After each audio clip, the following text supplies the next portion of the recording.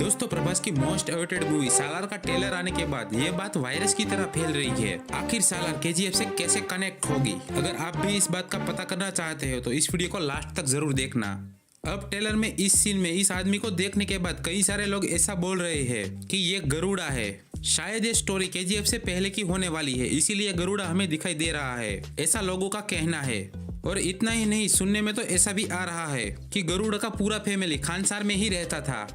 और ट्रेलर में हमें 3 कबीले दिखाए गए हैं और शायद इन तीनों कबीलों में से एक ही में ये गरुड़ा और इनकी फैमिली रहती थी। लेकिन जब सूर्यवर्धन को केजीएफ मिल गया तब वो खानसार को छोड़कर नराचीमा आ गया। लेकिन वो यहाँ पर अपनी फैमिली को नहीं लाया था बल्कि अकेला आया था और उसने अपनी एक टीम बना ली जो उसके साथ काम कर रही थी। लेकिन वो कभी कभी गरुड़ा और अधीरा की मदद भी लेता था। लेकिन जब सूर्यवर्धन की तबीयत खराब हो गई और उसकी डेथ हो गई तब गरुड़ा खानसार को छोड़कर केजीएफ में आया और केजीएफ पर राज करने लगा। इससे पहले शायद गरुड़ा केजीएफ में नहीं रहता था बल्कि खानसार में रहता था, इसीलिए इस ट्रेलर में हमें गरुड़ा दिखाई दे रहा है, ऐसा लोगों का कहना है, मेरा नहीं। इसीलिए ये बंदा जो हमें केजीएफ में अधीरा के साथ दिखा था उसके नाक में भी वैसी इयररिंग है जैसी प्रभास के दोस्त ने पहनी है। शायद ये वही कबीले से बिलोंग करता है जिसमें प्रभास का दोस्त बिलोंग कर रहा है, इसीलिए इस बंदे को हमने केजीएफ में भी देखा था और केजीएफ 2 में भी देखा था और ये हमें सालार के ट्रेलर में भी दिख रहा है। अब दोस्तों अगर मैं आपको अपनी राय दूं तो मेरे हिसाब से ये थियरी सही नहीं हो सकती, क्योंकि गरुड़ा को रॉकी ने 1978 में मार दिया था और सालार के ट्रेलर में हमें कई सारी ऐसी चीज देखने को मिल रही है जो 1978 के आगे की है, क्योंकि इसमें हमें कई सारे एडवांस वेपन भी देखने को मिल रहे हैं जो 1978 में बिल्कुल बने नहीं थे।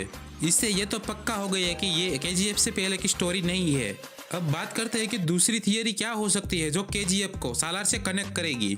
दोस्तों वो सीन आपको याद होगा कि जब रमिका सेन ये बोलती है कि घर में घुस के मारेंगे, तब उसके साथ एक बंदा होता है और यही बंदा हमें सालार के ट्रेलर में राजा मन्नार के पीछे भी दिख रहा है। अब ये सीन देखने के बाद कई सारे भाइयों का ऐसा मानना है कि ये केजीएफ 2 से आया है।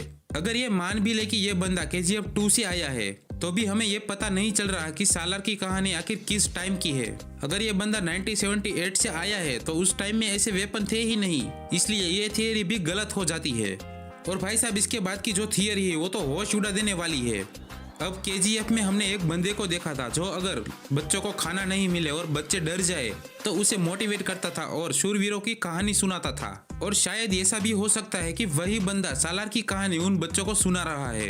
अब इस कहानी को सुनकर फरमान अपने आप को देवा यानी कि सालार समझ रहा है और विलन को गरुड़ा समझ रहा है और सालार की पूरी मूवी फरमान की इमेजिन पर ही चल रही है और वो बंदा कहानी सुनाते जा रहा है और वो अपनी इमेजिन करते जा रहा है। अब दोस्तों ऐसी हजारों थियरी है जो केजीएफ को सालार से कनेक्ट कर सकती है, लेकिन सबसे पहले तो हमें ये जान लेना चाहिए कि हम सालार को देखना क्यों चाहते हैं। क्या इसका ट्रेलर अच्छा है इसीलिए, या फिर इसका कनेक्शन केजीएफ से है इसलिए? आप इस मूवी को क्यों देखना चाहते हैं हमें कमेंट सेक्शन में जरूर बताना।